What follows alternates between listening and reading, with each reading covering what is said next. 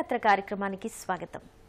హిమాలయాలు ప్రజా హృదయాలలోని సౌందర్య భావనలకు సుందర తుషార రూపాలు, ముగ్ధ మనోహర మృదు వేద నాద వీణాద్వాన స్వరూపాలు.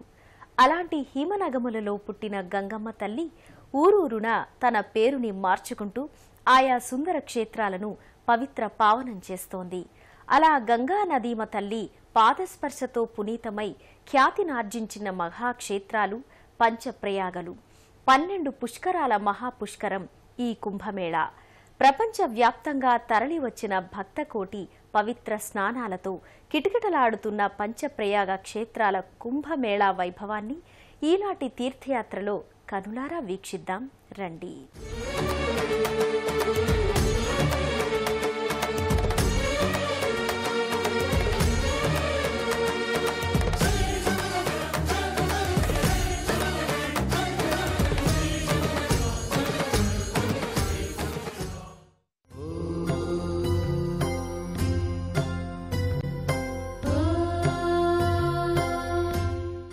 దివ్యనారాయణ క్షేత్రంగా ప్రసిద్ధి పొందిన బదరీనాథ్ క్షేత్రానికి దక్షిణంగా 38 కిలోమీటర్ల దూరంలో ఉన్న పవిత్ర తీర్థక్షేత్రం విష్ణుప్రయాగ.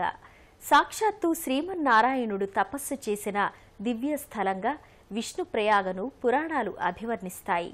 ధవళగంగా, అలకానంద నదీ సంగమ క్షేత్రమైన విష్ణుప్రయాగ దివ్యక్షేత్ర వైశిష్ట్యమేమిటో మనం ఇప్పుడు చూద్దాం. భారతావనిలోని ఎన్నెన్నో పుణ్యక్షేత్రాలు, దేవాలయాలు, నదీనదాలు, పర్వతాలు, అరణ్యాలు, తపమాచరించే మహనీయులు ప్రజల్లో ధార్మిక జ్వాలలను జ్వలింపజేశారు.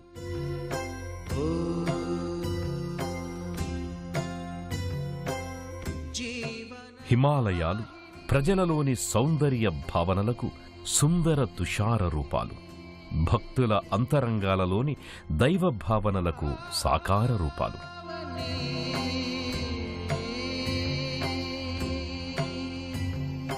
కలియుగమున కల్పతరువు నీడ నీవని, కనులు తుడుచు కామధేను తోడు నీవని,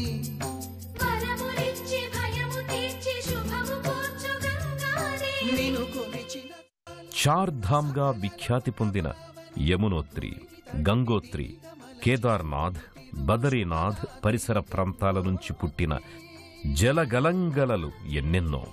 హిమాలయాలలోని మంచు కరిగి నీరై నదిగా మారి కొండకోనల్లో పరుగులు పెడుతుంది. బదరీ పర్వత సానువుల నుంచి ఆవిర్భవించిన అలకనంద అనేక నదులను కలుపుకొని చివరకు తానే గంగానదిలో కలిసే అందమైన దృశ్యం పంచప్రయాగలకు ఆధారం, మనలోని పంచప్రాణాలకు సంకేతం. ఋషికేశ్ నుంచి బదరీనాథ్కి వెళ్లేటప్పుడు భక్తులు ఈ పంచప్రయాగలను దర్శిస్తారు. విష్ణుప్రయాగ బదరీనాథ్ ఆలయానికి దక్షిణంగా 30 కిలోమీటర్ల దూరంలో విష్ణుప్రయాగ తీర్థ ప్రదేశం భక్తులకు దర్శనమిస్తుంది. విష్ణుప్రయాగలో శ్రీమన్నారాయణుడు కొలువై ఉండటానికి ఓ పురాణగాథ ప్రచారంలో ఉంది. ఒకప్పుడు శ్రీమన్నారాయణుడు బదరికావనం వెళ్తూ ధవళగంగా అలకానంద సంగమ క్షేత్రమైన విష్ణుప్రయాగలో కొంతకాలం తపస్సు చేశాడట. తాను లోక కళ్యాణార్థం తపస్సు చేస్తున్నానని, భవిష్యత్తు కాలాల్లో మానవులు తపోశక్తిని కోల్పోతారని, అందువల్ల తన తపస్సుతో ఈ క్షేత్రం మరింత పావనమవుతుందని చెప్పాడట. ఈ సంగమ క్షేత్రానికి వచ్చి ఎవరైనా తనను భక్తితో స్మరిస్తే వారికి అనంతకోటి పుణ్యాలు లభిస్తాయని చెప్పి శ్రీహరి బదరికావనం వెళ్లిపోయాడు. అనంతరం మునులు, దేవతలు స్వామి తపస్సు చేసిన ఈ క్షేత్రంలో వీరనారాయణ రూపంలో ఓ విగ్రహాన్ని ప్రతిష్ఠించి అర్చించారట. అప్పటి నుండి ఈ క్షేత్రానికి విష్ణుప్రయాగ అనే పేరు సార్థకమైంది. గర్భాలయంలోకి ప్రవేశించిన భక్తులు శ్రీ వీరనారాయణ స్వామి దివ్యమంగళ రూపాన్ని దర్శించి అలౌకికమైన ఆనందానికి గురవుతారు. బదరీనాథ్కి ఉత్తరంగా ఉన్న తెల్లని మంచు పర్వతాల నుంచి అలకనంద రూపుదిద్దుకొని పరవళ్లు తొక్కుతూ బదరీ క్షేత్రం పక్క నుంచి విష్ణుప్రయాగ క్షేత్రానికి చేరుకుంటుంది. విష్ణువు ఇక్కడ తపస్సు చేశాడు కాబట్టి ఈ సంగమ నదీ తీర్థానికి విష్ణుప్రయాగ అనే పేరొచ్చింది. అనేక మంది మహనీయులు, మహారాజులు, భక్తులు వీరనారాయణమూర్తిని అభిషేకించి, అర్చించి తరించారు. నేడు వీరనారాయణ దేవాలయం అనేక మార్పులకు లోనయ్యింది.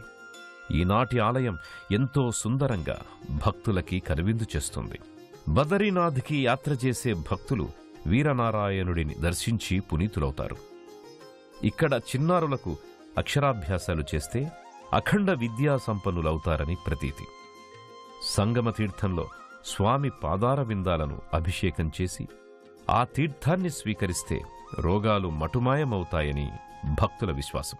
భవ్య బదరీనాథ్ దేవాలయానికి 106 కిలోమీటర్ల దూరంలో ఉన్న దివ్యక్షేత్రం నందప్రయాగ. నందాకిని, అలకనంద నదుల సంగమ క్షేత్రమైన ఈ దివ్యస్థలి కణ్వాశ్రమ ప్రదేశంగా ప్రఖ్యాతి నొందింది. ఆ దివ్యక్షేత్ర విశేషాలేమిటో మనం ఇప్పుడు వీక్షిద్దాం. భవ్య బదరీనాథ్ దేవాలయానికి 106 కిలోమీటర్ల దూరంలో నందప్రయాగ క్షేత్రం భక్తులకు వరదాయినిగా ప్రసిద్ధికెక్కింది. ప్రాచీన కాలంలో ఈ ప్రాంతం కణ్వాశ్రమ ప్రాంతంగా ప్రఖ్యాతి పొందినట్టుగా తెలుస్తోంది. కణ్వాశ్రమం నుంచి బదరికాశ్రమం వరకు ఉన్న భూమి పరమ పవిత్రమైనదని పురాణాలు చెబుతున్నాయి. నందప్రయాగ క్షేత్రానికి ఈశాన్యంగా 75 కిలోమీటర్ల దూరంలో నందాదేవి అనే పర్వత శిఖరం ఉంది. ఈ పర్వత శిఖరం దాపుననే ఉన్న గిరి శిఖరాల లోయ ప్రాంతం నుంచి పుట్టిన నదికి నందాకిని అనే పేరొచ్చింది. ఈ నది హిమాలయ ప్రాంతాల నుంచి ప్రవహిస్తూ అలకనంద నదిలో కలుస్తున్నది. ఈ సంగమ ప్రదేశానికే నందప్రయాగ అనే పేరేర్పడింది. పౌరాణిక చక్రవర్తి అయిన నందుడు ఇక్కడ సత్రయాగాన్ని నిర్వహించాడు. యజ్ఞపురుషుడు ప్రత్యక్షమై మానవులందరూ తరించే విధంగా నందచక్రవర్తికి ఒక వరాన్ని ప్రసాదించాడు. యజ్ఞయాగాదులు చెయ్యలేనివారు ఈ యజ్ఞభూమిని సందర్శిస్తే యాగం చేసిన ఫలితం లభిస్తుందని వరమిచ్చాడు. పూర్వం ఇక్కడ యజ్ఞేశ్వరాలయం ఉండేదని, అయితే కాలగర్భంలో అది కలిసిపోయిందని జనశ్రుతి. ఇదిలా ఉంటే ప్రస్తుతం ఈ క్షేత్రంలో ఉన్న ఆలయం చండీశ్వరి మాత ఆలయం. ఆ దివ్యాలయాన్ని దర్శించి మనము పునీతులమవుదాం రండి. నందప్రయాగలో మిగిలి ఉన్న అతి ప్రాచీన ఆలయం చండీశ్వరి మందిరం. ప్రశాంతమైన వాతావరణంలో అలరారుతోన్న ఈ దివ్యాలయంలో సర్వభూషణ శోభితంగా చండీశ్వరి మాత కొలువై ఉంది. విశేషమైన పౌరాణిక ప్రాశస్త్యమున్న ఈ దివ్యాలయంలో మహాదేవలింగాలు, సుబ్రహ్మణ్యేశ్వరుడు, విఘ్నేశ్వరుడు తదితర దేవీదేవతలు దర్శనమిస్తారు. పిండర గంగా నది అలకనందలో సంగమించే దివ్యస్థలం కర్ణప్రయాగ. వీరాధివీరుడైన కర్ణుడు సూర్యుని గురించి తపస్సు చేయగా సూర్య భగవానుడు ఈ క్షేత్రంలోనే కర్ణునికి కవచకుండలాలను ప్రదానం చేశాడని ఇక్కడి స్థల పురాణ కథనం. సూర్యకిరణ ప్రభాభాసమైన ఈ ప్రాంతం పాపపు చీకట్లను పారద్రోలి జ్ఞానపు వెలుగులను అందించే పుణ్యభూమిగా వాసికెక్కింది. విశిష్టమైన కర్ణప్రయాగకి 100 కిలోమీటర్ల దూరంలో ఉన్న పర్వత సానువుల్లో పుట్టి ఓషధీ గుణాలతో ప్రవహించే పిండరగంగా అనే నది ఇక్కడ అలకనందలో సంగమమవుతుంది. ఈ సంగమ ప్రదేశంలో దానకర్ణుడు తపస్సు చేశాడు. కర్ణుడు వామదేవాది మునులతో సూర్యయాగం కూడా చేశాడు అని తెలుస్తోంది. 40 రోజుల పాటు మండల దీక్షగా సాగిన ఈ యాగానికి వచ్చిన వేలాది మందికి అన్నదానం, గోదానం, సువర్ణదానం చేసి దానకర్ణుడు తన బిరుదుని సార్థకం చేసుకున్నాడు. ఆదిత్యుడి అనుగ్రహంతో తన దోషాలను పోగొట్టుకున్నాడు. కర్ణుడు యాగం చేసిన ప్రదేశం కనుక పిండరగంగా అలకనందల సంగమ ప్రదేశానికి కర్ణప్రయాగ అని పేరొచ్చింది. ఇక్కడ ఉదయాననే సూర్యదర్శనం, సూర్య నమస్కారం, సూర్యస్తోత్రం చేసినట్లయితే అట్టివారికి ఆరోగ్యం, ఐశ్వర్యం, మోక్షం కూడా లభిస్తుంది.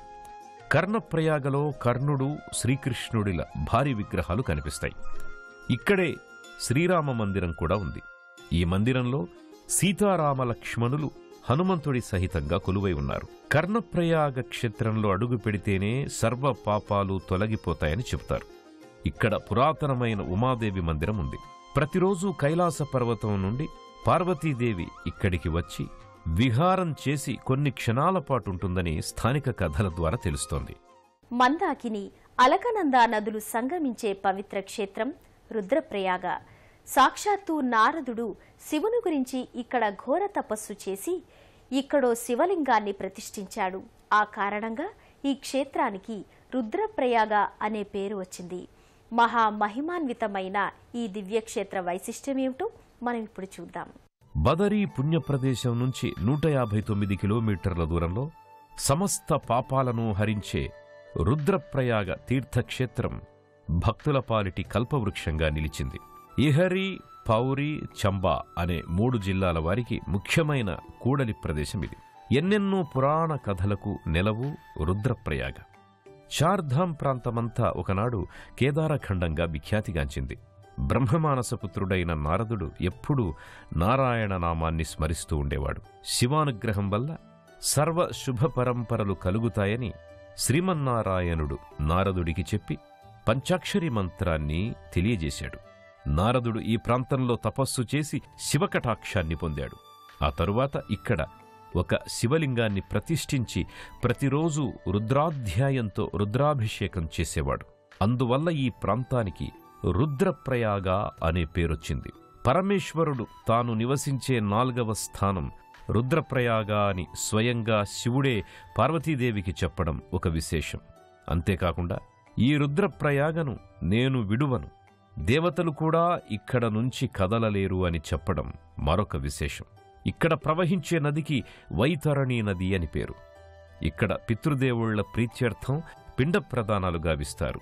రుద్రప్రయాగలో నారద ప్రతిష్ఠిత శివలింగాన్ని దర్శించుకున్న భక్తులు అనంతరం ఇదే ప్రాంతంలో ఉన్న దుర్గామాత, హనుమంతుడు, లక్ష్మీనారాయణులు, మహేశ్వరలింగం మొదలైన దేవీదేవతల మూర్తులను దర్శించుకుంటారు. అలకనంద, భాగీరథి నదుల సంగమ క్షేత్రం దేవప్రయాగ. సాక్షాత్తు శ్రీరామచంద్రుడు ఇక్కడ కొంతకాలం గడిపాడని ఇక్కడి స్థల పురాణాల ద్వారా అవగతమవుతోంది. ఇక్కడి రఘునాథ్జీ పేరుతో ఉన్న శ్రీరామాలయం అత్యంత పవిత్రమైన ధామంగా విరాజిల్లుతోంది. ఈ దివ్యక్షేత్ర వైశిష్ట్యాన్ని మనం ఇప్పుడు చూద్దాం రండి. బదరీనాథ్కి 228 కిలోమీటర్ల దూరంలో దేవప్రయాగ మరో మహిమాన్విత క్షేత్రంగా అలరారుతోంది. ఇక్కడ్నుంచి గంగోత్రికి కేదార్నాథ్ యాత్రికులు అత్యుత్సాహంతో బయలుదేరి వెళ్తుంటారు. ఎన్నో నదులను తనలో కలుపుకున్న అలకనంద భాగీరథీ నదితో ఇక్కడ సంగమిస్తుంది. గంగోత్రి నుంచి బయలుదేరి వచ్చిన గంగకు ఇక్కడ నుంచే గంగానది అనే పేరొచ్చింది. అద్భుతమైన ఈ సంగమ ప్రాంతంలో బ్రహ్మ, పుష్పమాల, వరాహ, సూర్య, ఇంద్రద్యుమ్న బిల్వతీర్థాలు, వశిష్ఠ సూర్యకుండాలు ఉన్నాయి. రఘునాథ్ మందిరం పేరుతో శ్రీరామాలయం ఉంది. వనవాస సమయంలో రాముడు ఇక్కడ కొంతకాలం ఉన్నాడని ప్రతీతి. భక్తులు ఈ ఆలయంలో ఉన్న శ్రీరాముణ్ణి దర్శించి పులకితులవుతారు.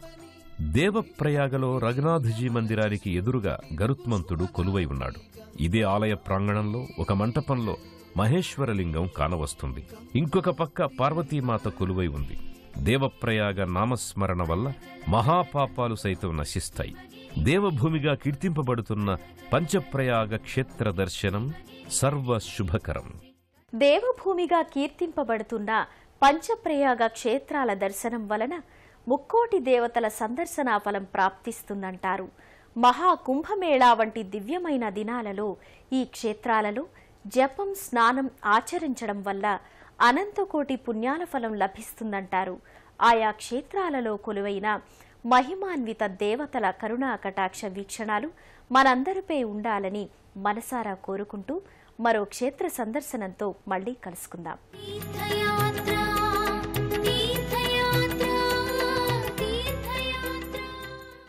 అడవి బిడ్డల ఆత్మగౌరవాన్ని పోరాట పటిమతో చాటిచూపి శౌర్య సాహసాలతో అద్భుత శక్తులతో దేవతగా వెలిసిన శాంభవి అవతారమే సమ్మక్క.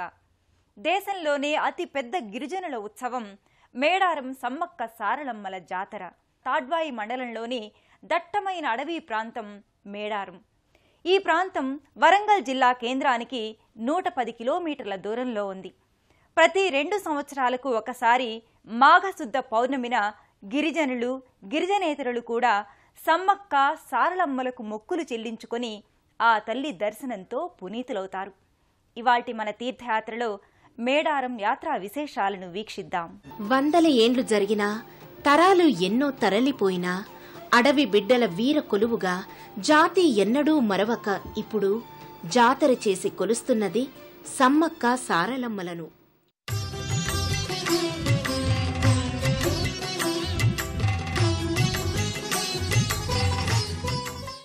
సమ్మక్క సారలమ్మల జాతర ఉత్సవాల సంరంభం జోరుగా మొదలైంది. ప్రభుత్వమే దీని నిర్వహణకు బాధ్యతాయుతంగా చేపట్టింది. రాష్ట్రం నలుమూలల నుంచే కాకుండా ఛత్తీస్గఢ్, మధ్యప్రదేశ్, ఒరిస్సా, మహారాష్ట్ర, కర్ణాటక వంటి దూర ప్రాంతాల వారు కూడా అమ్మవారి పూజలకు తరలివస్తారు.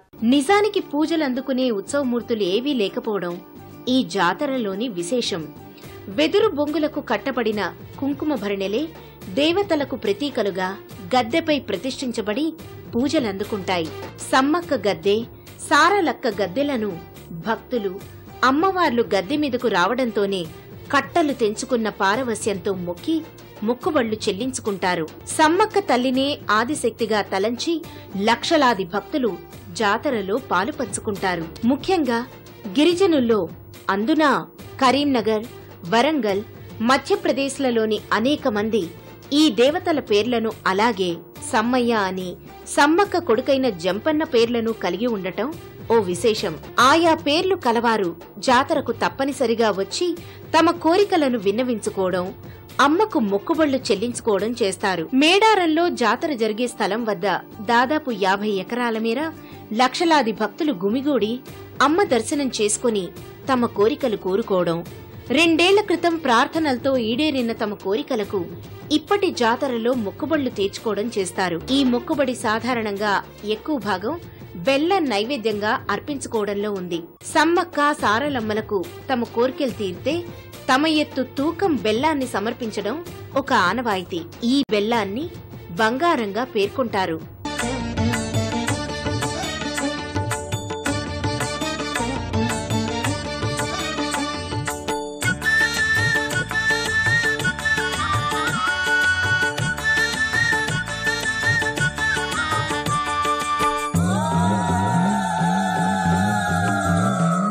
శివంకరీ జయంకరీ శుభం.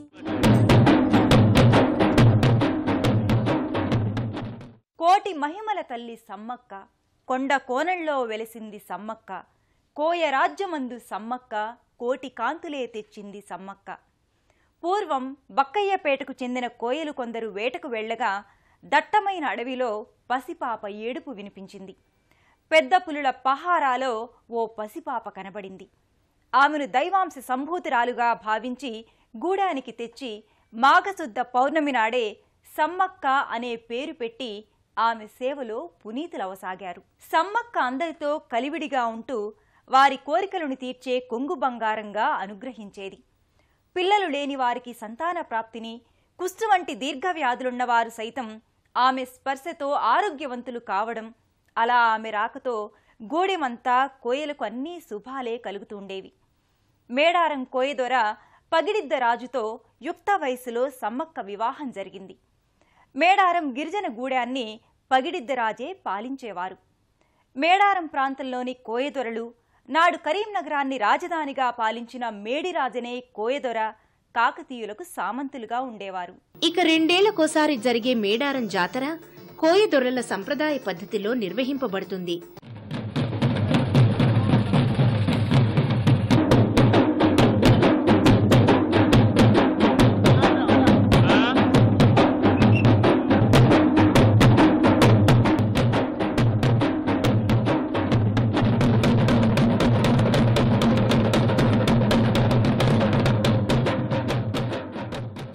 గిరిజనులే పూజారులుగా వంశపారంపర్యంగా ఈ జాతరను 10 రోజుల ముందు నుండే పూజా కార్యక్రమాలతో నిర్వహిస్తారు. వరంగల్లో అయిన ఓరుగల్లుని రాజధానిగా ప్రతాపరుద్రుడు అప్పటి కాకతీయ సామ్రాజ్యాన్ని పాలించేవారు.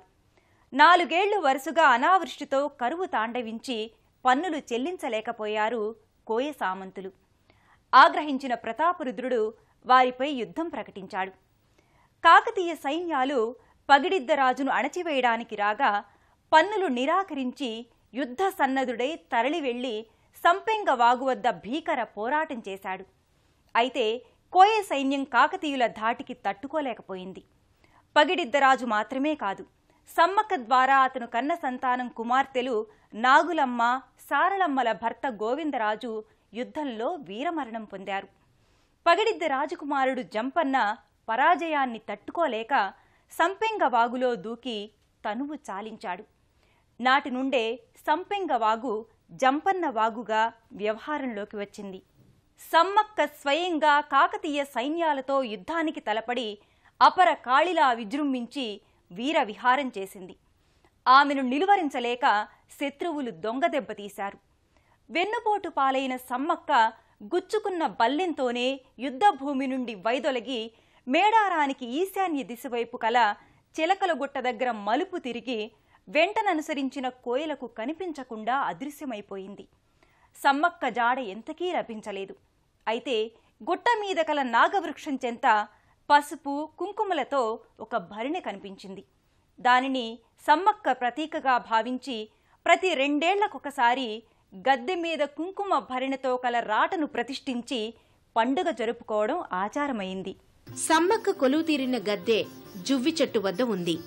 ఈ వృక్షాన్ని కూడా భక్తులు సమ్మక్కను పూజించినంత శ్రద్ధగా కొలుస్తారు. భక్తులు లైన్లో నిలబడి సమ్మక్క అమ్మను దర్శించడానికి గద్దె రాటకు మొక్కి పూజలు నిర్వర్తించి అటుగా సారలమ్మను దర్శించుకొని ఆమెకు కూడా మొక్కుబడులు చెల్లిస్తారు.